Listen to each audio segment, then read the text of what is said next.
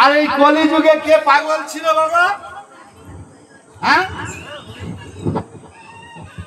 আর আগে পাগল আগে নাটক চেয়েছে, আমার কথা নয় মিছে।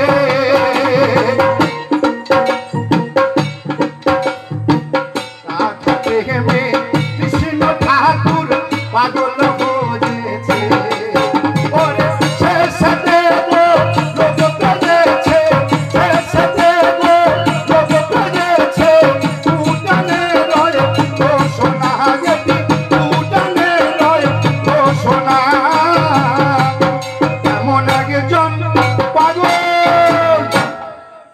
আর এই কলিযুগে কে পাগল ছিল? এই মেয়েটি বলছে কার সঙ্গে সল্টু বল্টু করেছে, একটা ছেলে একটা মেয়ে। প্রশ্ন দিয়েছে গোবিন্দবাবু, কলিযুগে কে পাগল ছিল বাবা? হ্যাঁ বলুন। হ্যাঁ, কলিযুগে পাগল ও হলেন গৌরাঙ্গ,